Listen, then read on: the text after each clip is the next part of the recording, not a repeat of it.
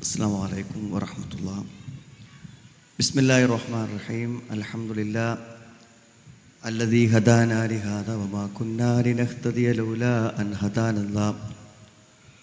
اللهم صل على محمد وعلى آل محمد كما صليت على إبراهيم وعلى آل إبراهيم وبارك على محمد وعلى آل محمد كما باركت على إبراهيم وعلى آل إبراهيم إنك حميد مجيد. أما بعد فإن خير الكلام كلام الله وخير الحديث كتاب الله وخير الهدي هدي محمد صلى الله عليه وسلم وشر الأمور محدثاتها وكل محدثة بدعة وكل بدعة ضلالة. أعوذ بالله من الشيطان الرجيم. بسم الله الرحمن الرحيم. يا أيها الذين آمنوا اتقوا الله حق تقاته ولا تموتن إلا وأنتم مسلمون.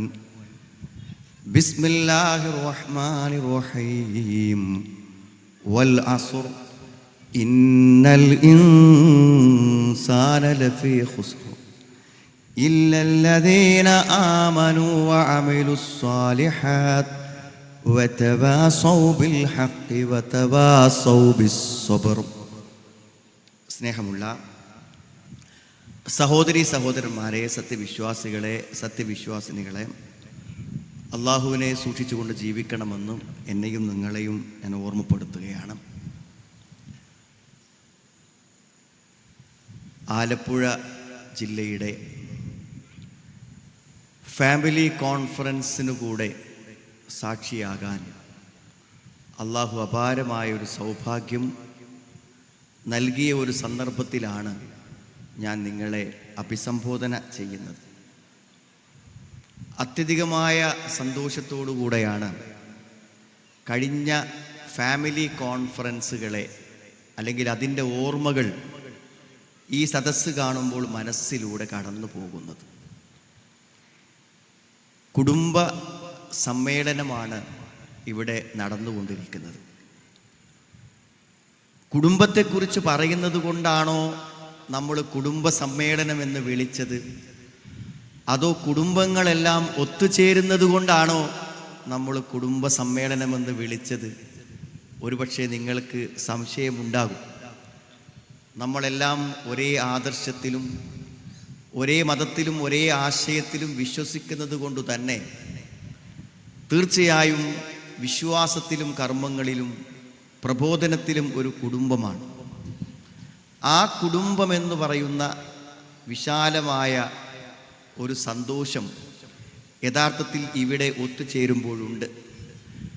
പ്രസംഗങ്ങളും പ്രഭാഷണങ്ങളും നമ്മൾ എന്നും കേട്ടുകൊണ്ടിരിക്കുന്നതാണ്. പക്ഷെ ആലപ്പുഴയിലെ സഹോദരി സഹോദരന്മാർ ഒരുമിച്ച് കൂടുന്ന ഒരു സംഗമം എന്ന നിലയ്ക്ക് ഇതിനൊരു അനുഭൂതിയുണ്ട്, ഇതിനൊരു ആഹ്ലാദമുണ്ട്, ഇതിനൊരു സന്തോഷമുണ്ട്. ഒരുപക്ഷെ ആത്മാർത്ഥമായ നിങ്ങളുടെ മനസ്സുകൾ ഇപ്പോൾ പ്രാർത്ഥിക്കുന്നുണ്ടായിരിക്കും, ഈ തണുത്ത അന്തരീക്ഷം ഒരു മഴയായി പരിണമിക്കരുതേ എന്ന് ഒരുപക്ഷെ നിങ്ങളൊക്കെ ആത്മാർത്ഥമായി ഉള്ളുകൊണ്ട് പ്രാർത്ഥിക്കുന്നുണ്ടായിരിക്കണം. തീർച്ചയായും ഇത് നല്ലൊരു പരിസമാപ്തിയിലേക്ക് എത്തണമെന്ന അടങ്ങാത്ത ആഗ്രഹം കൊണ്ടാണ് നമ്മൾ അങ്ങനെ ചെയ്യുന്നത്. കുടുംബത്തെക്കുറിച്ച് മുഴുവൻ പറയാൻ പറ്റില്ലെങ്കിലും കുടുംബത്തെക്കുറിച്ച് ചില കാഴ്ചപ്പാടുകൾ നമ്മുടെ മനസ്സിലുണ്ടായാൽ നമുക്ക് നമ്മുടെ കുടുംബത്തെ മാറ്റിയെടുക്കാനാകും എന്നു തന്നെയാണ് മനസ്സിലാക്കുന്നത്. അതുകൊണ്ട് അതിൻ്റെ ചില അടിസ്ഥാനങ്ങൾ നിങ്ങളോട് പറയുകയാണ് ഈ സന്ദർഭത്തിൽ ഉദ്ദേശിക്കുന്നത്. മരണസമയത്ത് രണ്ട് വേദനകൾ ഒരുമിച്ച് കൂടരുതേ എന്ന് നമ്മൾ പ്രാർത്ഥിക്കണം, നമ്മൾ ആഗ്രഹിക്കണം. ഏതാണ് മരണസമയത്തുള്ള രണ്ട് വേദനകൾ? ഒരു വേദന മരണത്തിൻ്റെ വേദനയാണ്. അത് മഹാനായ റസൂൽ കരീം സല്ലല്ലാഹു അലൈഹി വസല്ലമയ്ക്ക് വരെ ഉണ്ടായി എന്നതുകൊണ്ട് തന്നെ മരണത്തിൻ്റെ വേദന നമ്മളെല്ലാവരും അനുഭവിച്ചേ പറ്റൂ. അത് ആശ്വാസകരമായി തീരാൻ അള്ളാഹു അനുഗ്രഹിക്കട്ടെ. മരണസമയത്തുണ്ടാകുന്ന മറ്റൊരു വേദനയുണ്ട്. അതെന്താണ് സുഹൃത്തുക്കളെ ആ വേദന? മരണസമയത്തുണ്ടാകുന്ന മറ്റൊരു വേദന, ഞാൻ 70 കൊല്ലം ജീവിച്ചു, 60 കൊല്ലം ജീവിച്ചു, എൻ്റെ ജീവിതം എനിക്ക് നഷ്ടമാണ് എന്നാണ് മരണസമയത്ത് എൻ്റെ മനസ്സ് പറയുന്നതെങ്കിൽ ആ നഷ്ടബോധമുണ്ടാക്കുന്ന വേദന അതൊരു കടുത്ത വേദനയാണ്. എല്ലാ നഷ്ടങ്ങളും വേദനയാണ്. ജീവിതത്തിലെ ചെറുതും വലുതുമായ എല്ലാ നഷ്ടങ്ങളും വേദനയാണ്. ഈ സമ്മേളന നഗരിയിലേക്ക് വരുമ്പോൾ ഒരു 1/2 ഗ്രാമിൻ്റെ ഒരു മോതിരം കയ്യിൽ നഷ്ടപ്പെട്ടു പോയിട്ടുണ്ടെങ്കിൽ ആ സഹോദരി അനുഭവിക്കുന്ന ഒരു നഷ്ടത്തിൻ്റെ വേദനയും, നമ്മുടെ പ്രിയപ്പെട്ടവർ മരണപ്പെടുമ്പോഴുണ്ടാകുന്ന വേർപാടിൻ്റെ വേദനയും, ആ വേദനകളെല്ലാം അത്യധികം വിഷമകരമായതു തന്നെയാണ്. കഴിഞ്ഞ ദിവസം ഒരു ക്യാമ്പിൽ പങ്കെടുത്ത ഒരു പെൺകുട്ടി അവളെ വളരെ അസ്വസ്ഥയായി കൊണ്ട് കണ്ടു. അപ്പോൾ ക്ലാസ് എടുക്കാൻ വന്ന ഫാക്കൽറ്റിയോട് അവിടുത്തെ സംഘാടകർ പറഞ്ഞു, ഇവൾ വല്ലാതെ വിഷമിച്ചിരിക്കുന്നു, പ്രത്യേകിച്ച് ക്ലാസ്സുകളൊക്കെ നടക്കുമ്പോൾ അവൾ വല്ലാതെ കരയുന്നു. അപ്പം അദ്ദേഹം അടുത്ത് വിളിച്ചു വെച്ചു, എന്തേ മോളെ സംഭവിച്ചു? ഉപ്പ മരിച്ചു എന്ന് 5 വർഷം മുമ്പ്. 5 വർഷം മുമ്പ് മരിച്ചുപോയ ഉപ്പയുടെ നഷ്ടം ആ പെൺകുട്ടിയുടെ മനസ്സിൽ വേദനയായി നിൽക്കുന്നത് എന്തുകൊണ്ടാണെന്നറിയും. ജീവിതത്തിൽ എപ്പോഴും ഏത് സന്ദർഭത്തിലും ഉപ്പ ഒരാവശ്യമാണ്. ആ ആവശ്യങ്ങൾ നിർവഹിച്ചു തരേണ്ട പിതാവ് കൂടെയില്ല.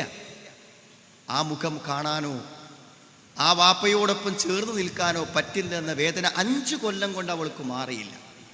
എല്ലാ നഷ്ടങ്ങൾക്കും കടുത്ത വേദനയുണ്ട്.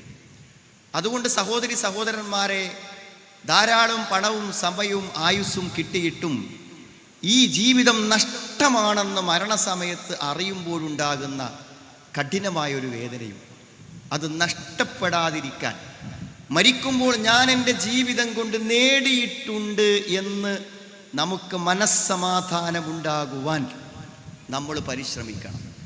അതുകൊണ്ടാണ് നഷ്ടത്തെക്കുറിച്ച് വലിയൊരു താക്കീത് അള്ളാഹു നമുക്ക് തരാനുള്ള കാരണം. നിങ്ങൾക്കെല്ലാം പരിചയമുള്ള ഒരു സൂറത്താണല്ലോ ഞാൻ ഓതി വെച്ചത്. കാലത്തെ കൊണ്ടാണ് അള്ളാഹു, ഇന്ത കാലം, ഒരു കാലം വേണം എന്തു ചെയ്യാനും. ഇപ്പോൾ നിസ്കരിക്കാൻ പോയില്ലേ നമ്മൾ, ഇനി 10 മിനിറ്റ് നമ്മൾക്ക്, ആ 10 മിനിറ്റിൻ്റെ ഉള്ളിലാണ് നിസ്കാരം സംഭവിച്ചത്. സുബ്ഹാനല്ലാഹ് എന്ന് പറയണമെങ്കിൽ ഒരു 2 സെക്കൻഡ് വേണം, അതിനുള്ളിലേ അത് നടക്കൂ. സമയമില്ലാതെ കാലമില്ലാതെ ഒന്നും പറ്റൂല. അപ്പം ഞാൻ 70 കൊല്ലം ജീവിച്ചാൽ 70 കൊല്ലം എനിക്ക് നന്മ ചെയ്യാനുള്ള, പ്രവർത്തിക്കുവാനുള്ള കാലമാണ്. വൽ അസ്ർ ഇന്നൽ ഇൻസാന ലഫീ ഖുസ്ർ. കാലം തന്നെയാണ് സത്യം. മനുഷ്യൻ നഷ്ടത്തിലാണെന്ന് പറഞ്ഞാൽ 70 കൊല്ലം കൊണ്ട് ഒന്നും നേടിയിട്ടില്ലെങ്കിൽ ജീവിതം വെറുതെയായി. അതിൻ്റെ ലളിതമായ അർത്ഥം അതാണ്.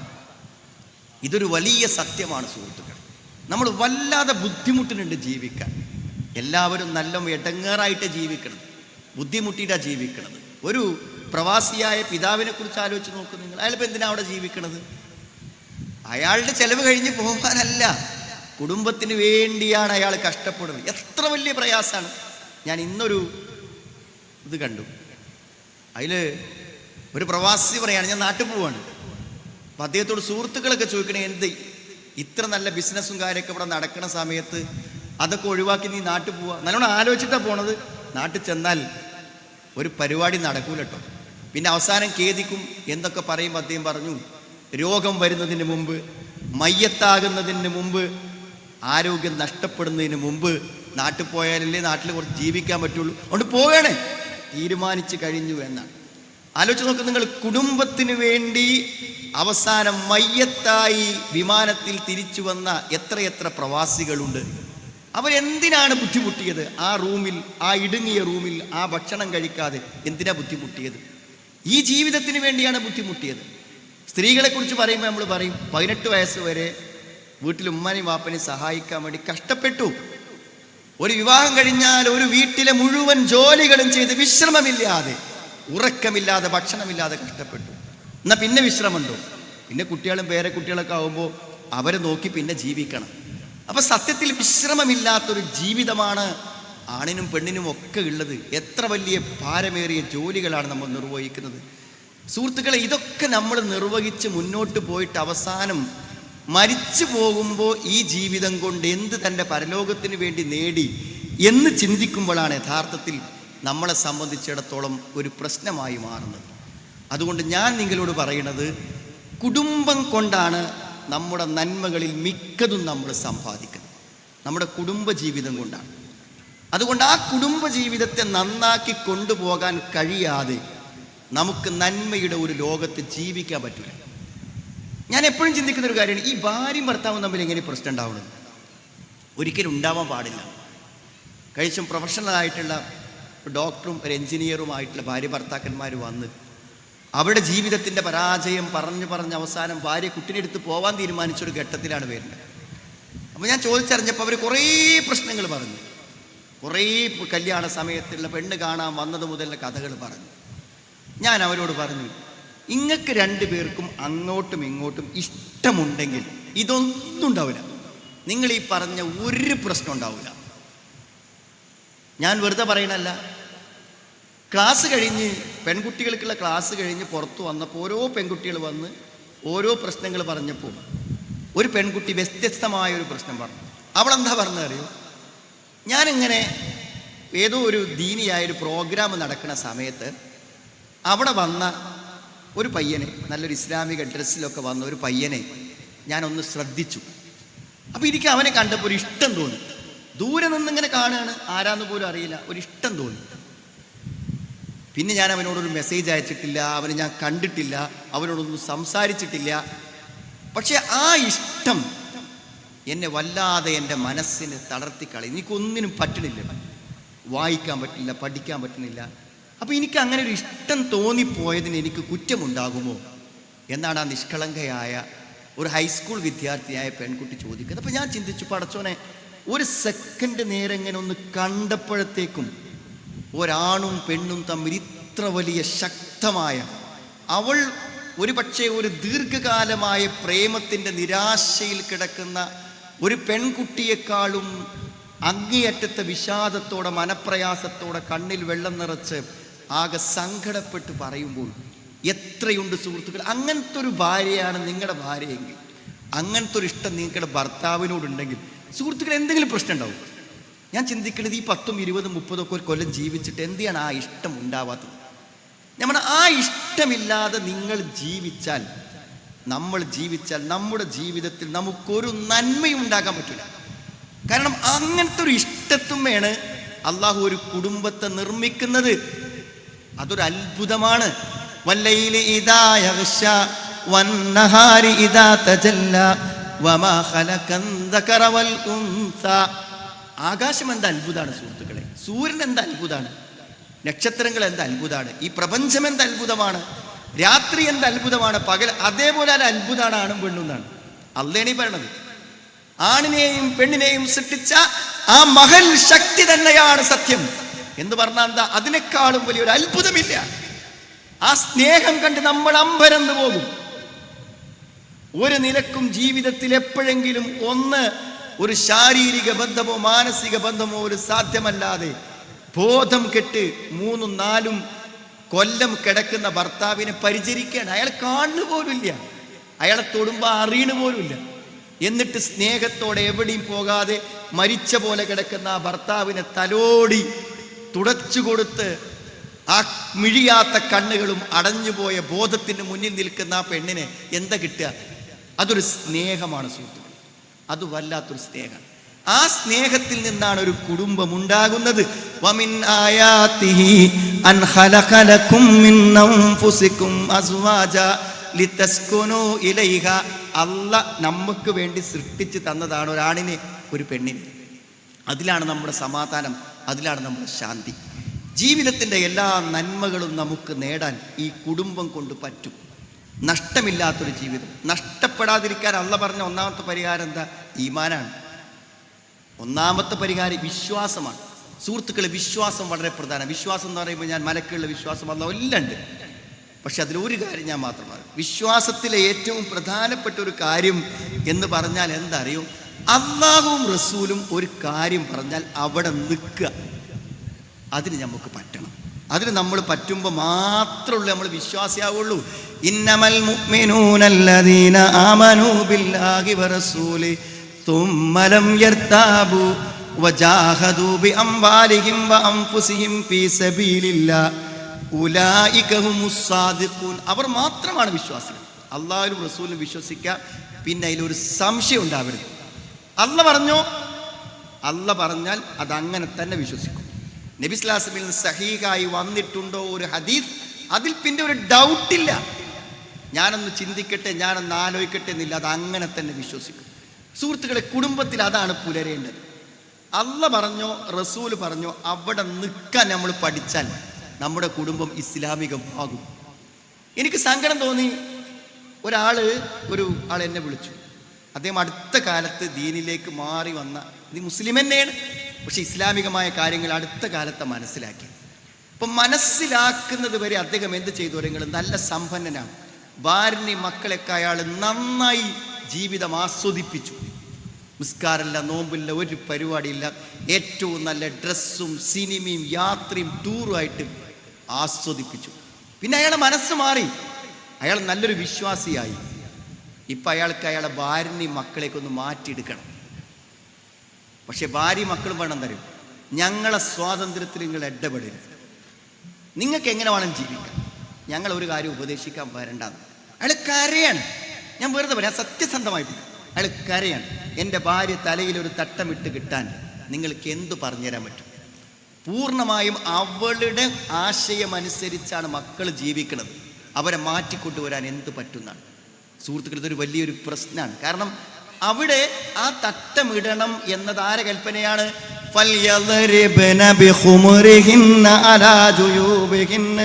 അവരുടെ ശിരോവസ്ത്രങ്ങളെ മാറിടത്തിലൂടെ താഴ്ക്കരുത്, അല്ല പറഞ്ഞതാണ്, ഭർത്താവ് പറഞ്ഞതല്ല, അല്ല പറയണതാണ്. സുഹൃത്തുക്കളെ, ദീനിൻ്റെ അടിസ്ഥാനപരമായ രംഗങ്ങളിൽ നിലകൊണ്ടോ നമുക്കൊരു പ്രശ്നം ഉണ്ടാവില്ല. എപ്പോഴാണ് ഒരു ഭർത്താവിന് തൻ്റെ ഭാര്യയോട് ചെറിയൊരു നീരസം തോന്നൽ? ഏത് സന്ദർഭത്തിലാണ് നിങ്ങൾ ആലോചിച്ച് നോക്കുന്നത്? നിങ്ങൾ അവൾ ഒരു ആദരവില്ലാതെ അങ്ങോട്ട് എടുത്ത് ചാടിയിട്ടുള്ളൊരു വർത്താനുണ്ട്. എന്തിനും നമ്മളൊന്നും പറയുമ്പോഴേക്കിന് അങ്ങോട്ട് ദേഷ്യപ്പെട്ട് ചാടി വരുന്ന ഒരു ഭർത്താവിൻ്റെ മനസ്സ് മരിച്ചു പോകുന്ന, തളർന്നു പോകുന്ന നിമിഷമാണ്. കാരണം അത്ര സ്നേഹത്തോടെ വാത്സല്യത്തോടെ കൊണ്ടുനടക്കുന്ന ഒരു പിതാവിനേക്കാളും റെസ്പെക്റ്റ് ചെയ്യേണ്ട, ആദരിക്കേണ്ട തൻ്റെ ഭർത്താവ്, അത് പറയാൻ പാടില്ല. അത് ഇസ്ലാമിക നിയമത്തിന് വിരുദ്ധമാണ്. ഫസ്സാലിഹാതു ഖാനിതാതുൻ ഹാഫിളാതുൻ ലിൽ ഗൈബി ബിമാ ഹഫിളല്ലാഹ്. ഖാനിതാത്ത്, അനുസരണമുള്ളവൾ, അല്ലാഹുവിനനുസരിക്കുന്ന, റസൂലിനനുസരിക്കുന്ന, ഭർത്താവിനനുസരിക്കുന്ന സ്വാലിഹത്തായൊരു പെണ്ണ് ഏറ്റവും പ്രധാനപ്പെട്ട കാര്യമാണ്. ഒരു ഭർത്താവ് എപ്പോഴാണ് സുഹൃത്തുക്കളെ ഭർത്താവാവണത്? ഇസ്ലാമിക നിയമം അയാൾ പാലിക്കണം, അല്ല പറഞ്ഞ ചെയ്താൽ മതി. അതാ മുഅ്മിൻ, അതാ മുഅ്മിൻ. ഒരു സ്ത്രീയോട് മാന്യമായി പെരുമാറും. മാന്യതയില്ലാത്തൊരു വാക്ക് ഭാര്യയോട് പറഞ്ഞിട്ടുണ്ട്, അള്ളാന്റെ കൽപ്പനയ്ക്ക് എതിരാണ്. അവളെ ആദരവോടെ വിളിക്കണം. ഒരു ചീത്ത വാക്കോ ഒരു മോശപ്പെട്ട പദപ്രയോഗമോ ഭാര്യയോട് നടത്തിയാൽ ഖുർആനിന്റെ ലംഘനമാണ്. അള്ളാന്റെ കൽപ്പനയാണ്, മാന്യമായിട്ടേ ഭാര്യനോട് പെരുമാറാൻ പറ്റുള്ളൂ എന്ന് അള്ള പറഞ്ഞതാ സുഹൃത്തുക്കളെ. അതങ്ങനെ തന്നെ പാലിക്കണ്ടേ? പൂർണ്ണമായും അവളുടെ സമ്പൂർണമായ സംരക്ഷണ ചുമതല ഭർത്താവിനാണ്, അത് അയാൾ നിർവഹിക്കണം. ഒരു സഹോദരി കഴിഞ്ഞ ദിവസം പറഞ്ഞു, അവിടെ ഭർത്താവേ അയാളിങ്ങനെ പോകത്തരെ 40 ദിവസം, 3 ദിവസം, 10 ദിവസം, 4 മാസം. അപ്പോൾ വീട്ടിൽ രോഗി, ഉമ്മക്ക് അസുഖം ഉണ്ടാവും, മക്കൾക്ക് പ്രശ്നം ഉണ്ടാവും, വീട്ടിൽ പല പ്രശ്നം ഉണ്ടാവും, അയാൾ പോവും. അപ്പം നിങ്ങളിങ്ങനെ പോകുമ്പോൾ ഉമ്മ ഇവിടെ ഇങ്ങനെ വയ്യാതെ കിടക്കല്ലേ എന്ന് പറഞ്ഞാൽ അയാൾ പറയും, നമുക്ക് അള്ളയാണ് വലുത്, നമുക്ക് ദീനാണ് വലുത് എന്നാണ് അയാൾ പറയുക. എന്നിട്ട് അയാൾ പോവും. പിന്നെ ഫോണില്ല, ഒന്നുമില്ല, പിന്നെ അയാൾ എപ്പോഴാണ് വരുന്നു എന്നാണ്. അപ്പം ആ സ്ത്രീ പറയാണ്, 30 വർഷമായി വിവാഹം കഴിഞ്ഞിട്ട് ഈ കുട്ടികളെ വളർത്തുന്നതിലോ ഈ കാര്യങ്ങൾ മുന്നോട്ട് അയാൾക്ക് ഒരു പങ്കുമില്ല. സുഹൃത്തുക്കളെ, വെറുതെ ജീവിക്കാം, ഒരു കാര്യത്തിലും ഇടപെടാതെ. നിങ്ങൾ നല്ലോണം ആലോചിക്കണം സുഹൃത്തുക്കളെ. ഒരു പെൺകുട്ടിനെ കല്യാണം കഴിച്ച് കൊണ്ടുവന്നിട്ട് അവൾക്ക് കൊടുക്കേണ്ട അവകാശങ്ങളും ബാധ്യതകളും കടമകളും നിർവഹിച്ചില്ലെങ്കിൽ അതാര് നിർവഹിക്കും സുഹൃത്തെ?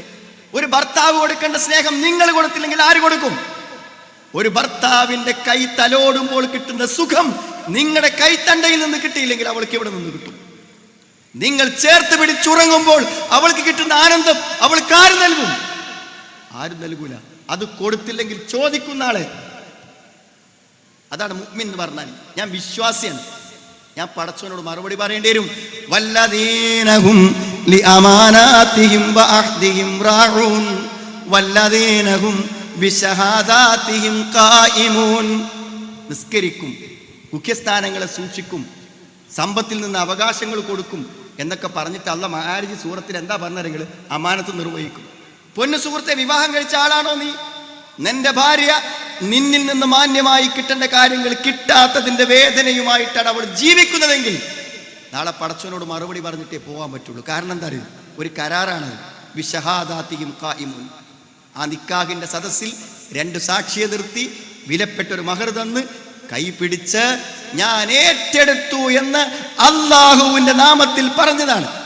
ഇനി നീ ഒഴിവാക്കി അല്ലെങ്കിൽ നീ മരിച്ച് ഇദ്ദ കഴിയാതെ ഒരാണിനെ അവൾക്ക് ആഗ്രഹിക്കാൻ പറ്റൂല. അതുവരെ നീയാണ് ഒരാണെന്ന് നിനക്ക് കാര്യങ്ങൾ കൊടുക്കേണ്ടത്. അതാ പറഞ്ഞത്. വിശ്വാസി എന്ന് പറഞ്ഞാൽ അള്ളാഹുവും റസൂലും പറഞ്ഞിടത്ത് നിൽക്കാൻ നമുക്ക് കഴിയാന്നില്ല. സുഹൃത്തുക്കൾ, അതിന് പ്രതിഫലമുണ്ട്, അതിനൊക്കെ കൂലിണ്ട്, ഒന്നും വെറുതെ പോവില്ല. അതൊക്കെയാണ് അമലു സ്വാലിഹാത്ത്. അതാണ് അടുത്തത്. സൽപ്രവർത്തനങ്ങൾ എത്ര നമുക്ക് പ്രതിഫലം കിട്ടുക. മക്കളെ വളർത്തുന്ന കാര്യം ഇവിടെ പറഞ്ഞില്ലേ സുഹൃത്തുക്കളെ? മക്കളെയൊക്കെ വളർത്തുക എത്ര കൂലി കിട്ടുക നിങ്ങളൊന്ന് ആലോചിച്ച് നോക്കുകയാണെങ്കിൽ. നിങ്ങളൊരു മകൻ ഒരു നല്ല ഇസ്ലാമിക പ്രബോധകനായി എന്ന് വിചാരിച്ചോളി സുഹൃത്തുക്കളെ. എന്താണ് അതിൻ്റെയൊക്കെ ഒരു കൂലി നിങ്ങൾ ആലോചിച്ച് നോക്കുകയാണെങ്കിൽ? ഒരു ഹാഫിളായാൽ പരലോകത്ത് അവനല്ല പടച്ചോൻ അവാർഡ് കൊടുക്കുക, നിങ്ങൾക്ക് തലയിൽ ഒരു കിരീടം അള്ളാഹു തരുന്നതാണ്. നമ്മുടെ മക്കൾ നല്ലവരായി വളർന്നാൽ കിട്ടുന്ന കൂലി എത്രയാണെന്ന് നമ്മൾ ചിന്തിച്ചിട്ടുണ്ടോ എന്ന് ആലോചിച്ച് നോക്കുന്നത്. ദാമ്പത്യത്തിൽ നിങ്ങൾ സ്നേഹത്തോടെ അവളുടെ വായിൽ വെച്ച് കൊടുക്കുന്ന ഒരു മിഠായിക്ക് പോലും, ഒരു ഉരുളക്ക് പോലും അള്ളാഹു പ്രതിഫലം തരും. പ്രതിഫലം മാത്രമുള്ളൂ. ഭർത്താവിനെ ഒന്ന് അഡ്ജസ്റ്റ് ചെയ്ത് കീഴ്പ്പെട്ട് സമാധാനത്തോടെ അനുസരിച്ച് ജീവിച്ചാൽ, അയാളുടെ സംതൃപ്തിക്ക് വിരുദ്ധമല്ലാതെ ജീവിക്കുന്നതിൽ ഒരു സ്ത്രീ വിജയിച്ചാൽ അവൾക്ക് സ്വർഗത്തിന്റെ അയ്യിബാബിൻ ശിഅ്തി, നീ ഉദ്ദേശിക്കുന്ന ഏത് വാതിലിലൂടെയും കയറാന്നാണ്. നന്മകളും സൽപ്രവർത്തനങ്ങളും എവിടുന്ന് കിട്ടുന്നതാണ് സുഹൃത്തുക്കളെ? നിങ്ങളെ ഭാര്യ ഭർത്തൃബന്ധവും കുടുംബജീവിതവും മര്യാദക്ക് കൊണ്ടുപോയാൽ അതിലുണ്ട് കണക്കില്ലാത്ത പ്രതിഫലം. പക്ഷെ നമ്മൾ ചിന്തിക്കുന്നത് കുറ്റാണോ ഈ ദാമ്പത്യം കൊണ്ടൊക്കെ നമുക്ക് കിട്ടുക എന്ന് നമ്മൾ ആലോചിക്കണം. ഞാൻ ചിലപ്പോഴൊക്കെ ചിന്തിക്കും, ഈ അമ്മായിമ്മ മരുമകൾ പ്രശ്നം എന്നുള്ളത് എല്ലാ നാട്ടിലും ഉണ്ട്. ഞാനിവിടെ വന്നിട്ട് സംസാരിക്കുമ്പോൾ ചർച്ച ചെയ്യുമ്പോഴൊക്കെ ഇവിടെ ചോദിച്ചപ്പോഴും എല്ലായിടത്തും ഉണ്ട് ഈ പ്രശ്നം. ഞാൻ ചിന്തിക്കും, എന്താണ് ആ പ്രശ്നത്തിൻ്റെ ഒരു മർമ്മം നിങ്ങൾ ആലോചിക്കണം. ഒരു സ്ത്രീയെ ഭയപ്പെട്ടിട്ട് ഒരു പെൺകുട്ടി ജീവിതകാലം മുഴുവൻ ആ വീട്ടിൽ ജീവിക്കുക, മരുമകൾ ജീവിച്ച മാത്രം പോരാ, ഇങ്ങനെയൊക്കെ ദ്രോഹിച്ചാലും ആ വീട്ടിലെ A to Z ജോലികൾ അവൾ ചെയ്തുകൊണ്ട് അവിടെ കഴിയുക. നമ്മൾ എത്ര പെൺകുട്ടികളാണ് കണ്ണീരോടെ കടന്നു പോകുന്നത്. ഞാൻ ആലോചിച്ച് നോക്കുന്ന സുഹൃത്തുക്കളെ കാര്യം, ഒരു മുസ്ലിം, ഒരു മുഅ്മിൻ അല്ലെങ്കിൽ ഒരു മുസ്ലിം എന്ന് പറഞ്ഞാൽ എന്താണ്? അൽ മുസ്ലിം മൻ സലിമൽ മുസ്ലിമൂന മിൻ ലിസാനിഹി വയദിഹി. മറ്റുള്ളവർ നമ്മുടെ കയ്യിനെയോ നാവിനെയോ പേടിച്ച് ജീവിക്കുന്നുണ്ടെങ്കിൽ അവൻ മുസ്ലിം ആവൂല എന്നാണ്. അവൻ ഒരിക്കലും മുസ്ലിം ആവൂല. നിങ്ങൾക്കറിയാം, അർശിൻ്റെ തണൽ കിട്ടുന്നതിൽ ഒന്നാമത്തെ ആളെ അൽ ഇമാമുൽ ആദിൽ, ഏറ്റവും നീതിമാനായിട്ടുള്ള ഭരണകർത്താവ് എന്ന് പറഞ്ഞാൽ നമുക്കൊരു അധികാരം ഉണ്ടെങ്കിൽ അത് നീതിപൂർവം മറ്റുള്ളവരോട് കൈകാര്യം ചെയ്യുന്നതിന് അള്ളാഹു അർശിൻ്റെ തണൽ കൊടുക്കും. സഹോദരി സഹോദരന്മാരെ, എനിക്കും കൂടി പറയാനുള്ളത്, ഇവിടെ വന്നിട്ടുള്ള കുടുംബത്തിൽ വന്നിട്ടുള്ള ആളുകൾ, നിങ്ങളെ പേടിച്ചും നിങ്ങളെ ഭയപ്പെട്ടും നിങ്ങളുടെ ഉപദ്രവം ഭയന്നും ജീവിക്കുന്ന ഒരു പെൺകുട്ടി മരുമകളായി നിങ്ങളുടെ വീട്ടിലുണ്ടാകരുത്. ചില സ്ത്രീകൾ ചോദിക്കും, ദാ അമ്മേ 3 മണിയാവുമ്പോൾ എഴുന്നേൽക്കും, എന്നിട്ട് സുബൈ വാങ്ങൊടുക്കുന്നത് വരെ തഹജ്ജുദാണ്. ഇവിടെ അപ്പുറത്തുള്ള ഖുർആൻ ക്ലാസ് ഉണ്ടല്ലോ, അത് ഉമ്മയാണ് നടത്തുന്നതായിക്ക് എല്ലാവരും വിളിച്ചു കൊണ്ടും ഒക്കെ ചെയ്യും. പക്ഷെ ഞങ്ങൾക്കൊരു സ്വൈരം തരൂല എന്ന് മരുമക്കൾ പറഞ്ഞാൽ എവിടെയാണ് സുഹൃത്തുക്കളെ പ്രശ്നം? നമ്മൾ ആലോചിക്കേണ്ടതുണ്ട്, ഗൗരവത്തോടെ ചിന്തിക്കേണ്ടത്. അതുകൊണ്ട് നിങ്ങൾ ഉറപ്പ് വരുത്തണം. അതേപോലെ തന്നെ മരുമക്കളോടും പറയാനുണ്ട്. എന്നിട്ട് ഞാൻ കഴിഞ്ഞ ദിവസം പ്രശ്നേറ്റ് വന്നപ്പോൾ ആ പെൺകുട്ടി ഭർത്താവിനോട് പറഞ്ഞത് എന്താ അറിയോ? ഉമ്മാക്ക് നിങ്ങൾ മാത്രമേ മകനുള്ളൂ, ഉമ്മാക്ക് വേറെയും ആൺകുട്ടികളൊക്കെ അല്ലേ, ഒന്ന് മാറി മാറി നിൽക്കാൻ പറയും ഉമ്മനോട് എന്നാണ് അവൾ ആവശ്യപ്പെടുന്നത്. ഞാൻ തന്നെ നോക്കണം എന്ന് എന്താ നിർബന്ധം എന്നാ ചോദിക്കണം. അവൻ ചെറിയ മകനാണ്. അപ്പം ഞാൻ അവൾക്ക് മനസ്സിലാകാൻ വേണ്ടി പറഞ്ഞു, ഇത് നിന്റെ ആങ്ങള പറഞ്ഞാലോ? നിനക്കൊരു ബ്രദറില്ലേ, ആ ബ്രദറിൻ്റെ അടുത്താണ് നിൻ്റെ ഉമ്മയിപ്പം ഉള്ളത്. അപ്പം ആ ബ്രദർ പറയാണെന്ത്, ആ ബ്രദറിൻ്റെ ഭാര്യ പറയാണെന്ന്, നിൻ്റെ ആങ്ങളയോട് പറയാണെന്ത്, ഉമ്മനെ ഇവിടെ തന്നെ എങ്ങനെ നിർത്തിയാൽ ശരിയാവുക? വേറെ ഉണ്ടല്ലോ ആൾക്കാർ, ഒന്ന് അങ്ങോട്ടും ഇങ്ങോട്ടൊക്കെ ഒന്ന് മാറി താമസിക്കാൻ പറ്റും എന്ന് പറഞ്ഞാൽ നിങ്ങൾ എന്ത് ചിന്തിക്കും എന്ന് ഞാൻ അവരോട് ചോദിച്ചു. സുഹൃത്തുക്കളെ, സത്യത്തിൽ ഭർത്താവ് എന്തുദ്ദേശിക്കുന്നു, എന്താഗ്രഹിക്കുന്നുവോ അതുമായി മുന്നോട്ട് പോയാലേ പറ്റുള്ളൂ. അപ്പോൾ ഈ പെൺകുട്ടി എന്താ അറിയോ, ഈ ഉമ്മൻ്റെ അടുത്ത് നിന്ന് രക്ഷപ്പെട്ട് കിട്ടാൻ വേണ്ടിയിട്ട് അവൾ ജോലി പറഞ്ഞ് പല സ്ഥലത്തും പോയി താമസിക്കും, വീട്ടിൽ പോയി നിൽക്കും, പല സ്ഥലത്തും താമസിക്കും. അപ്പം ഞാൻ അവിടെ വെച്ചു, അങ്ങനെ താമസിക്കുമ്പോൾ നിനക്ക് അവനെ കിട്ടാറുണ്ടോ? ഇല്ല. അയാളിങ്ങനെ മൂഡ് ഓഫായി വിഷമിച്ചിങ്ങനെ ഇരിക്കും. എന്താ? ഉമ്മാനെ വീട്ടിലിട്ട് പോകുന്ന സങ്കടത്തിൽ ഇങ്ങനെ ഇരിക്കുന്നു. അപ്പൊ ഭർത്താവിനെ കൂട്ടിക്കൊണ്ടുപോയി ലോഡ്ജിൽ താമസിച്ചിട്ടും അവൾക്ക് ഭർത്താവിൻ്റെ സ്നേഹവും പരിഗണനയും കിട്ടാത്തത് എന്താണ്? അയാളെ ഉമ്മയാണ്. അയാൾക്ക് ഉമ്മാനെ നിലനിർത്തി മാത്രമേ ജീവിതത്തിൽ മുന്നോട്ട് പോകാൻ പറ്റുള്ളൂ. ആ ഉമ്മാനെ വീട്ടിലിരുത്തി ടൂറ് പോയാൽ അവൾക്കൊക്കെ മക്കളൊക്കെ ചിലപ്പോൾ സന്തോഷിക്കും. അവൻ അപ്പുറത്ത് ഇങ്ങനെ ആലോചിച്ചിരിക്കും, ഉമ്മ വീട്ടിൽ ഒറ്റക്കാണല്ലോ എന്ന്. കാരണം ഉമ്മ എന്ന ഒരു വികാരമുണ്ട്. ആ ഉമ്മനെ നോക്കാൻ സഹായിച്ചു കൊടുത്താൽ ഉമ്മൻ്റെ ഇഷ്ടമല്ല കിട്ടുക, അമ്മായിമാൻ്റെ ഇഷ്ടമൊക്കെ കിട്ടാൻ വലിയ പണിയാണ് സഹോദരൻ. അതൊന്നും ആഗ്രഹിക്കാതൊക്കെ നല്ലത്, അതൊക്കെ ആഗ്രഹിക്കാന്ന്. കാരണം മകളല്ലല്ലോ, അത്രയ്ക്ക് അവർക്ക്. പക്ഷെ ഭർത്താവിൻ്റെ ഇഷ്ടം കിട്ടും. ഇത്രയൊക്കെ ക്രൂരമായി പെരുമാറിയിട്ടും എൻ്റെ ഉമ്മയെ സ്നേഹത്തോടെ പരിചരിക്കുന്ന എൻ്റെ ഭാര്യയോട് എനിക്കെത്രമാത്രം കടപ്പാടുണ്ട് എന്ന് നല്ല മനസ്സുള്ളവൻ ചിന്തിക്കും. അങ്ങനെ ഭർത്താവ് നിങ്ങളെ സ്നേഹിക്കും. അമ്മായിമ്മ എന്നെ സ്നേഹിക്കുക, ഭർത്താവ് സ്നേഹിക്കുക. ഭർത്താവിൻ്റെ ഉമ്മ ചീത്ത പറഞ്ഞിട്ടും ആക്ഷേപിച്ചിട്ടും കുറ്റം പറഞ്ഞിട്ടും അവരെ നോക്കിക്കൊണ്ട് നടക്കുന്നതിനുള്ള നന്ദി അയാൾ കാണിക്കണം. അതുകൊണ്ട് സുഹൃത്തുക്കൾ, അത് വലിയ സേവനമാണ്. പല പെൺകുട്ടികളും ജീവിതകാലം മുഴുവൻ ഈ വയസ്സായ മാതാപിതാക്കളെ പരിചരിച്ച് മക്കളായി പരിചരിച്ചിട്ട് എപ്പോഴെങ്കിലൊക്കെ ഒന്നോ രണ്ടോ വാക്ക് അങ്ങോട്ടും ഇങ്ങോട്ടും പറഞ്ഞ് അതിൻ്റെ കൂലിയൊക്കെ നഷ്ടപ്പെടുത്തി കളയും. നല്ല ക്ഷമിച്ച് സഹിച്ച് മുന്നോട്ട് പോയാൽ നല്ല പ്രയോജനം അതുകൊണ്ടുണ്ടാവും. അതുകൊണ്ട് മരുമക്കൾ ഈ കാര്യം മനസ്സിലാക്കണം, അമ്മായിമ്മമാരും തിരിച്ച് ഈ കാര്യം മനസ്സിലാക്കണം. ധാരാളം നന്മകൾക്ക് നമ്മുടെ വീടുകളിലും നമ്മുടെ കുടുംബങ്ങളിലും നമ്മുടെ ദാമ്പത്യത്തിലും നമുക്ക് അവസരമുണ്ട് സുഹൃത്തുക്കളെ. ആ അവസരങ്ങളെ ശരിക്ക് വിനിയോഗിച്ച് മുന്നോട്ട് കൊണ്ടുപോകുമ്പോൾ വലിയ പ്രതിഫലം നമുക്ക് കിട്ടും. അവിടെയാണ് നമുക്ക് നന്മ. അതല്ല സൂറത്തിൽ ഒന്ന് ഈമാൻ, രണ്ടാമത്തത് അമലു സ്വാലിഹാത്ത്, സൽക്കർമ്മങ്ങൾ, സൽപ്രവർത്തനങ്ങൾ. ആ സൽപ്രവർത്തനങ്ങൾ എന്തെല്ലാം നമുക്ക് നമ്മുടെ ഈ കുടുംബ ജീവിതത്തിൽ നിന്ന് ഉണ്ടാക്കാൻ പറ്റുമോ അതൊക്കെ നമ്മൾ ചെയ്യുക. അടുത്തത് വതവാസൗ ബിൽ ഹഖ്, സത്യം കൊണ്ട് പരസ്പരം ഉപദേശിക്കാം. നമ്മുടെ വീട്ടിൽ നടക്കേണ്ട ഏറ്റവും പ്രധാനപ്പെട്ട ഒരു കാര്യമാണ് ദഅവത്ത്, പ്രബോധനം. ആരോട് സുഹൃത്തുക്കളെ? ആരോടാ പ്രബോധനം നടത്തേണ്ടത്? അപ്പോൾ ഇവിടുത്തെ പ്രബോധന പ്രവർത്തനങ്ങളിൽ മുന്നിൽ നിൽക്കുന്ന ഒരാൾ, വെറുതെ സങ്കല്പിക്കും നിങ്ങൾ, അല്ലെങ്കിൽ ഞങ്ങളുടെ നാട്ടിലുള്ള നമ്മളെപ്പോലത്തെ ഒരാൾ പ്രഭാഷണവും ഹുതുബയൊക്കെ നിർവഹിക്കുന്ന ആൾ അല്ലേ. ഞാനും എൻ്റെ ഭാര്യയും കുട്ടികളും പാടെ പുറത്തിറങ്ങി പോകുമ്പോൾ എൻ്റെ മോള് കാറിന്ന് ഇറങ്ങുന്നത്, ഓട്ടോറിക്ഷ ഇറങ്ങുന്നത് തലയിൽ തട്ടമിടാത്ത ഒരു മകളായിക്കൊണ്ടാണ് ഇറങ്ങുന്നതെങ്കിൽ ഞാൻ ഈ പ്രബോധനം ചെയ്യുന്ന ആളുകളൊക്കെ എന്നെപ്പറ്റി എന്ത് വിചാരിക്കും? അതുകൊണ്ട് ആദ്യത്തെ മാറ്റം നമ്മുടെ കുടുംബങ്ങളിൽ നിന്ന് തുടങ്ങണം. നമ്മൾ ആഗ്രഹിക്കേണ്ടത് എന്നെപ്പോലെ എൻ്റെ ഭർത്താവാകണം, എന്നെപ്പോലെ എൻ്റെ ഭാര്യയാകണം. സുഹൃത്തുക്കളെ, കഴിയും. നിങ്ങൾക്ക് നിങ്ങളുടെ ഭർത്താവിനെ മാറ്റാൻ പറ്റും, നിങ്ങൾക്ക് നിങ്ങളുടെ ഭാര്യയെ മാറ്റാൻ പറ്റും.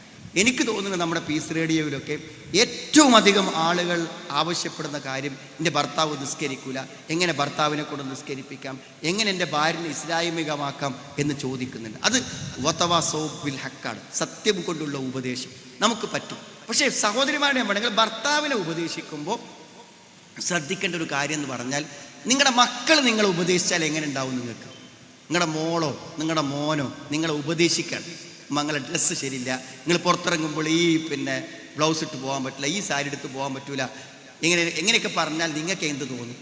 നല്ല കാര്യമാണ്, ഖുർആനിലതാ ഹദീസിലതാണ്. പക്ഷേ എന്നോടൊരു റെസ്പെക്റ്റ് ഇല്ലേ, ബഹുമാനമില്ലേ എന്ന് തോന്നും.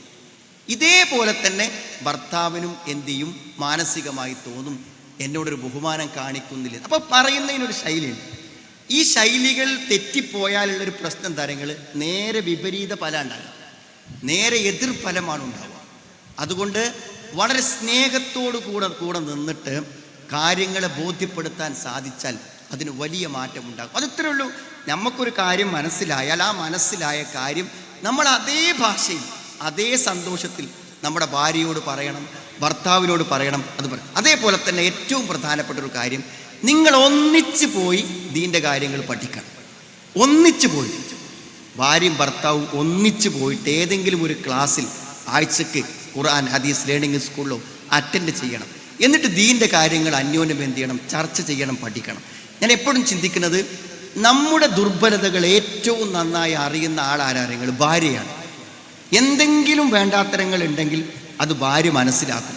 ഭാര്യ പറഞ്ഞില്ല എന്ന് വിചാരിച്ചിട്ട് അവളത് അറിഞ്ഞിട്ടില്ല നിങ്ങൾ വിചാരിക്കരുത്. പല സുഹൃത്തുക്കളും വിവാഹം വരെ വളരെയധികം മോശമായ രൂപത്തിൽ ജീവിക്കും. വിവാഹം കഴിഞ്ഞാൽ അവർക്ക് അങ്ങനെ മുന്നോട്ട് പോകാൻ പറ്റില്ല. അത് തീർച്ചയായും അയാളുടെ ഭാര്യ കണ്ടുപിടിക്കും, ഒരു സംശയവും വേണ്ട. ഈ അശ്ലീല സൈറ്റുകളൊക്കെ കണ്ടിരിക്കുന്ന ചെറുപ്പക്കാരുണ്ട്. ഇവരൊക്കെ കല്യാണം കഴിഞ്ഞാൽ എന്താ സംഭവിക്കാരെങ്കിൽ ഇയാൾക്ക് ഈ ഭാര്യനോട് ഒന്നും തോന്നൂല. അപ്പോൾ കല്യാണം കഴിഞ്ഞിട്ട് രണ്ട് വീട്ടുകാരും ഇങ്ങനെ അവർ രണ്ടുപേരും എങ്ങനെയാണ്, മനസ്സിൽ ഇഷ്ടമുണ്ടോ സ്നേഹമുണ്ടോ ഒന്നിച്ച് പോകുന്നുണ്ടോ എന്നൊക്കെ ഇങ്ങനെ നോക്കും. ഒന്നും കാണൂല. കാരണം അവനൊരു പെണ്ണ് ആവശ്യമേ ഇല്ല. അവൾ ഉറങ്ങിയിട്ട് ഫോൺ നോക്കിയാൽ മതി, അവന് കിട്ടേണ്ടതൊക്കെ അതിന് കിട്ടും. ഒരു ഭാര്യൻ്റെ ആവശ്യമില്ല. അത് കണ്ടുപിടിക്കാൻ ഒരു ഭാര്യയ്ക്ക് പറ്റും. നിങ്ങൾ സ്വകാര്യമായ ഒരു ലഹരി ഉപയോഗിക്കുന്ന ആളാണോ, നിങ്ങളുടെ ഭാര്യ ഇത് കണ്ടുപിടിക്കും. എന്തിനേറെ സുഹൃത്തുക്കളെ, ഒരു സഹോദരി പറഞ്ഞു, ഞങ്ങൾ നല്ല ബന്ധത്തിലായിരുന്നു. ഇപ്പം കഴിഞ്ഞ 2 മാസമായിട്ട് ഇയാൾ എന്നെ മൈൻഡേ ചെയ്യണില്ല. അപ്പം എനിക്കെന്ത് സമയം, ഞാൻ ഇതുവരെ അയാളുടെ ഫോണൊന്നും എടുത്തു നോക്കിയിട്ടില്ല. പിന്നെ ഇങ്ങനെ മൈൻഡ് ചെയ്യാത്തത് കണ്ടപ്പോൾ ഞാൻ എന്ത് ചെയ്തു അറിയോ, അയാളുടെ ഫോണൊന്ന് എടുത്ത് നോക്കി. അപ്പം അയാൾ സ്ഥിരമായി ഒരു സ്ത്രീക്ക് ചാറ്റ് ചെയ്യണം. എന്താണ് ആ ചാറ്റ്, അത് നോക്കണ്ടേ എന്നില്ലാന്ന് എനിക്ക് തോന്നി കണ്ടപ്പോൾ എന്നാണ്. അപ്പോൾ എങ്ങനെയാണ് നമുക്ക് മനസ്സിലായത്? ഒന്നും തോന്നിയിട്ടല്ല, 2 മാസമായിട്ട് എന്തോ ഒരു ബന്ധമില്ലായ്മ തോന്നുന്നുണ്ട്. അത്ര അവൾക്ക് നമ്മളെ തിരുത്താൻ പറ്റും. അവൾ ചോദിക്കും, നിങ്ങൾ ഇങ്ങനെ ഉറങ്ങുക, ഒരു പിന്നെ വിത്തർ നമുക്ക് 2 നിസ്കരിക്കാം, നിങ്ങൾ വരും എന്ന് പറഞ്ഞ് വിളിക്കുമ്പോൾ അയാൾ തുടങ്ങും. ഒന്ന് മനസ്സ് തട്ടി നമ്മളെ മക്കൾക്ക് വേണ്ടി നിങ്ങൾ പ്രാർത്ഥിക്കും. വാപ്പ പ്രാർത്ഥിച്ചാൽ ആ പ്രാർത്ഥന അള്ളാഹു തട്ടിക്കളയിലാന്നല്ലേ, നിങ്ങളൊന്ന് പ്രാർത്ഥിക്കും. തിരിച്ച് നമുക്ക് നമ്മുടെ ഭാര്യയോട് പറയാൻ പറ്റും. ആ പരസ്പരമുള്ള ഉപദേശങ്ങളിലൂടെ സുഹൃത്തുക്കളെ നമ്മുടെ കുടുംബത്തെ ഇസ്ലാമികമാക്കി കൊണ്ടുവരാൻ പറ്റും.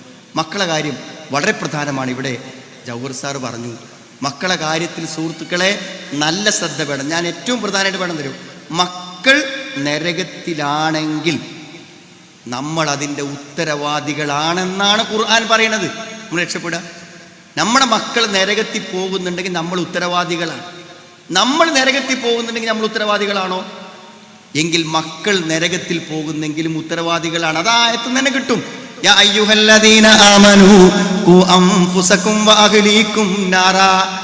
സത്യവിശ്വാസികളെ, നിങ്ങൾ നിങ്ങളെ നരകത്തിൽ രക്ഷപ്പെടുത്തണം, നിങ്ങളുടെ കുടുംബത്തെയും നരകത്തിൽ രക്ഷപ്പെടുത്തണം. അത് അള്ളാഹ് ഏൽപ്പിച്ചില്ലേ?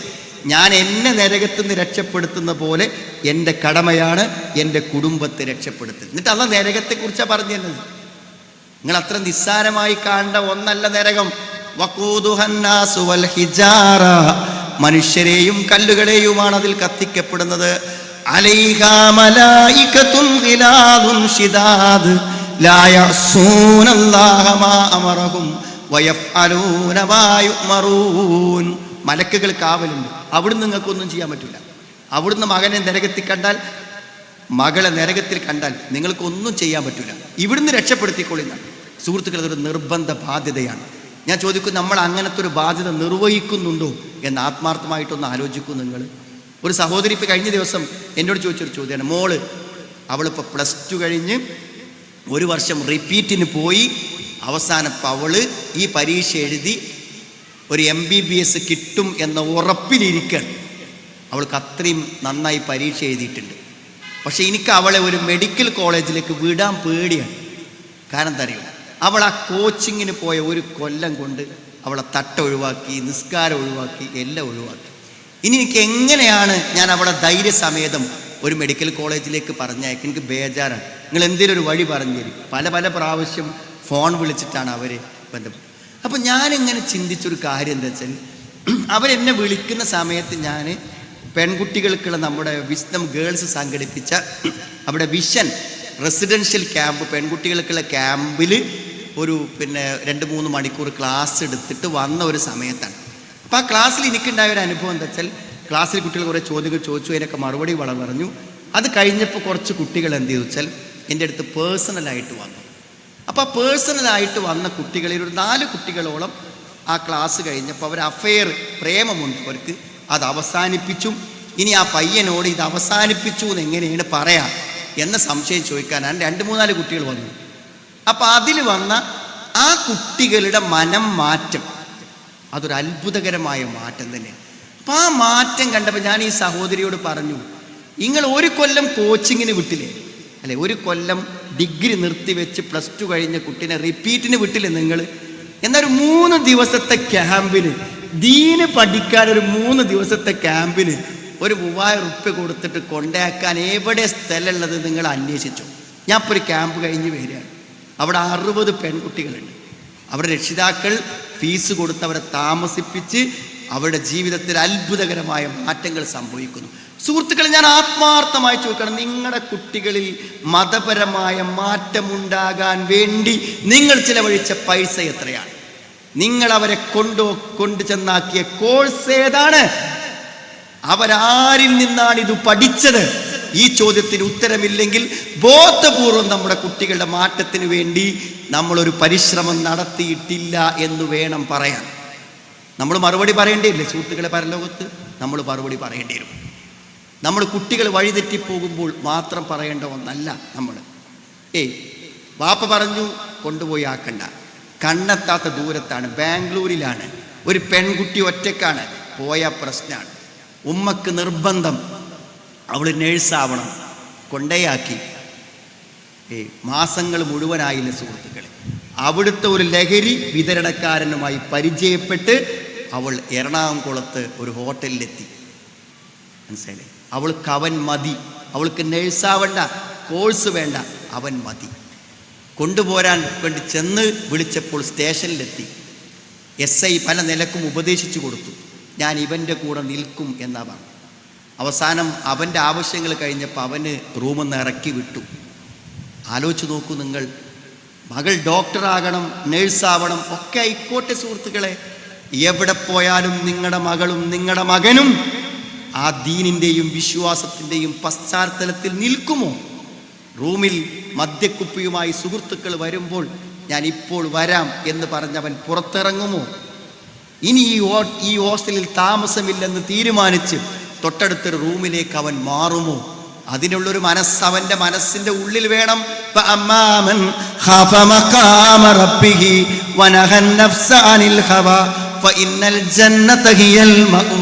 അള്ളാനെ പേടിച്ചിട്ട് ഇഷ്ടങ്ങളിൽ നിന്ന് മാറി നിൽക്കാം.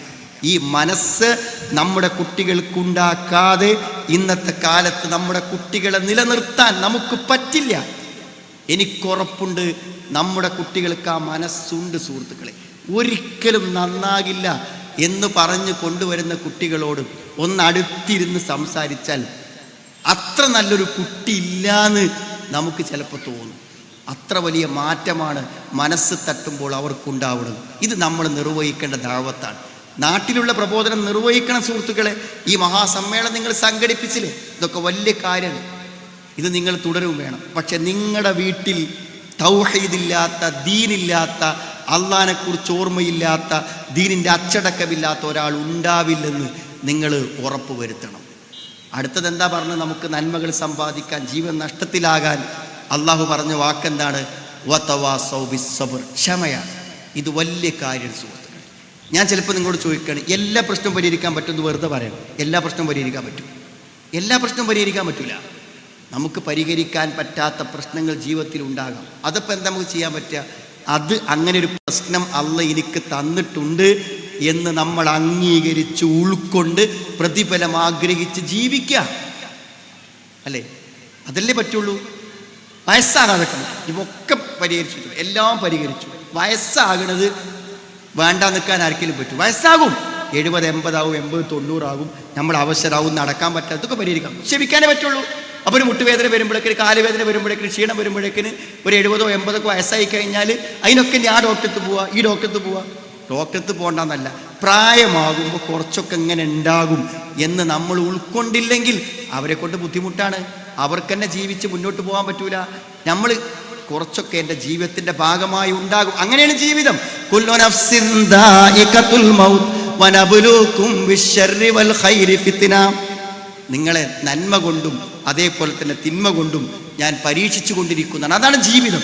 മരിക്കുന്നത് വരെ അനുകൂലവും പ്രതികൂലമായ കാര്യങ്ങൾ ഉണ്ടായിക്കൊണ്ടിരിക്കുക. ക്ഷമിക്കുക. ഒരു നന്മ ചെയ്യണമെങ്കിൽ ക്ഷമിക്കണ്ടേ സുഹൃത്തുക്കളെ. ഒരു നിസ്കാരം കഴിഞ്ഞ് എല്ലാവരും പോകുമ്പോൾ 2 റക്അത്ത് തഹിയ്യത്ത് നിസ്കരിക്കണമെങ്കിൽ നമുക്കൊരു ക്ഷമ വേണം. നിങ്ങളെ മക്കളെ വളർത്തണമെങ്കിൽ ക്ഷമ വേണ്ടേ? ഒരു അസുഖം വന്നാൽ സഹിക്കാൻ ക്ഷമ വേണ്ടേ? എല്ലാം ക്ഷമ വേണം. വലിയൊരു ഹോസ്പിറ്റലിൽ ക്യാൻസർ ചികിത്സക്ക് പോയതാണ് ഞാൻ കഴിഞ്ഞ ദിവസം കണ്ട രോഗി. പക്ഷെ അവിടെ ചെന്ന് എല്ലാമായിട്ട് അവസാനം ഒരു ബയോപ്സി എടുക്കാൻ വേണ്ടി ഇങ്ങോട്ട് ഡോക്ടർ വന്നപ്പോൾ അയാൾ സമ്മതിച്ചില്ല. എത്രയോ ദൂരം യാത്ര ചെയ്ത് പോയിട്ട് അവസാനം അയാൾ തിരിച്ചു പോകുന്നു. എന്തേ? ഒരു ബയോപ്സിക്ക് കിടക്കാൻ അയാൾക്ക് പേടി. നമ്മുടെ ജീവിതം അങ്ങനെയാണ്. ക്ഷമയില്ലാതെ എന്തെങ്കിലും നമുക്ക് സാധിക്കും? ഒന്നും സാധിക്കില്ല. ആ ക്ഷമ, അതാണ് ഏറ്റവും വലിയ പ്രതിഫലം. ജീവിതത്തിൽ ഏറ്റവും വലിയ കൂലി കിട്ടുന്ന കാര്യങ്ങൾ ക്ഷമക്കാണ്. നമ്മൾ പ്രവർത്തിച്ചതും ചെയ്തതിനും അപ്പുറത്തേക്ക് ക്ഷമക്ക് ഇന്നമായി അജ്റഹും ബിഗൈരി ഹിസാബ്. അവിടെ ഒരു കുട്ടി ഉണ്ടോ? നിങ്ങൾക്ക് കുറച്ച് വൈകല്യമുള്ള കുട്ടി ഉണ്ടോ? നിങ്ങൾക്കൊരു പക്ഷേ ഇതുവരെ ചെയ്ത മുഴുവൻ കർമ്മങ്ങളെക്കാളും പ്രതിഫലം ആ കുട്ടീനെ നോക്കിയാലാണ് കിട്ടുക. പക്ഷെ ഇഷ്ടത്തോടെ നോക്കണം, മനസ്സിലായി? ഇഷ്ടത്തോടെ നോക്കണം. മറ്റു മക്കളെക്കാളും ഇഷ്ടത്തോടെ നമുക്ക് യാതൊരു ഉപകാരവും ഭൗതികമായി കിട്ടില്ലെന്ന് വന്നാലും ഏറ്റവും സ്നേഹത്തോടെ ആ കുട്ടിനെ പരിചരിച്ചാൽ സ്വർഗം കിട്ടും. കുടുംബജീവിതത്തിലാണ് സുഹൃത്തുക്കളെ സ്വർഗം. ക്ഷമിക്കാൻ എത്രയാണ് അവസരം, സഹിക്കാൻ എത്രയാണ് അവസരം. ചില സ്ത്രീകൾ വന്നിട്ട് പറയും 30 കൊല്ലമായി കല്യാണം കഴിഞ്ഞിട്ട് ആകെ ഞങ്ങൾ 3 കൊല്ലം ഒപ്പം നിന്നിട്ടില്ല. 27 കൊല്ലം അയാൾ ഗൾഫിലാണ്. ലീവിൽ വന്നത് ഒക്കെപ്പാടെ കൂട്ടിയാൽ 3 കൊല്ലം. അപ്പോൾ ബാക്കി 27 കൊല്ലത്തെ ജീവിതം എന്താ? നഷ്ടപ്പെടില്ല സഹോദരിമാരെ. ക്ഷമിച്ചതിനും സഹിച്ചതിനും എല്ലാം അള്ളാഹു പ്രതിഫലം തരും എന്ന് നമ്മൾ ഉറപ്പിക്കാം. അതുകൊണ്ട് ക്ഷമ പ്രധാനമാണ്. ഒരു നന്മ ചെയ്യാൻ ക്ഷമ വേണം. ജീവിതത്തിൽ മനക്കരുത്തോടെ മുന്നോട്ട് പോകാൻ നമുക്ക് ക്ഷമ വേണം. അതുകൊണ്ട് നമ്മുടെ ജീവിതത്തിൽ ധാരാളം നന്മകൾ നമുക്ക് നേടാൻ പറ്റും. അത് കുടുംബമായി ജീവിച്ചുകൊണ്ടാണ് അത് നേടാൻ പറ്റുക. ആ കുടുംബ ജീവിതത്തിൽ കിട്ടേണ്ട നന്മകൾ നമുക്ക് നഷ്ടപ്പെട്ടു പോകുന്നുണ്ടോ എന്ന് പരിശോധിക്കാം. ഞാൻ ദീർഘിച്ച് പറയുന്നില്ല സുഹൃത്തുക്കളെ. നിങ്ങൾ ഒരു നല്ല ദാമ്പത്യം ആരംഭിക്കണം എന്ന് നിങ്ങൾ ഇവിടെ നിന്ന് തീരുമാനിക്കാതെ പോയാൽ നിങ്ങൾ വളരെ വലിയ വില കൊടുക്കേണ്ടി വരും.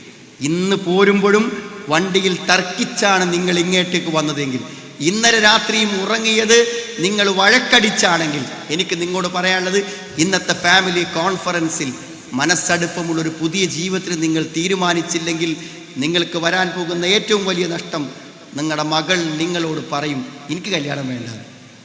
എന്താ കല്യാണം വേണ്ടത്? ഇമ്മിയും ജീവിച്ച പോലെയാണെങ്കിൽ ഒരു കല്യാണം എനിക്ക് വേണ്ട. അതുകൊണ്ട് വിവാഹം മക്കൾക്ക് മോഹം തോന്നും വിധത്തിൽ സന്തോഷകരമായൊരു ദാമ്പത്യം നിങ്ങൾക്കുണ്ടായിരിക്കണം. അതിലുപരി നിങ്ങൾ അടിച്ച് പരസ്പരം കലഹിക്കുമ്പോൾ നിങ്ങളുടെ കുട്ടികളുടെ മനസ്സുകൾ തകർന്നു പോകുന്നു എന്ന് നിങ്ങൾ അറിയണം. നിങ്ങളുടെ ഭാര്യയെ വഴക്ക് പറയുമ്പോൾ അപ്പുറത്ത് നിൽക്കുന്ന 4 വയസ്സായ കുട്ടിൻ്റെ കണ്ണിലേക്ക് നിങ്ങളൊന്ന് ശ്രദ്ധിച്ചു നോക്കണം. ആ കണ്ണുകൾ നിറയുന്നുണ്ട്. അവൻ ഭീതി കൊണ്ട് പേടിച്ച് ചുമരിലേക്ക് അമർന്നു നിൽക്കുന്നുണ്ട്.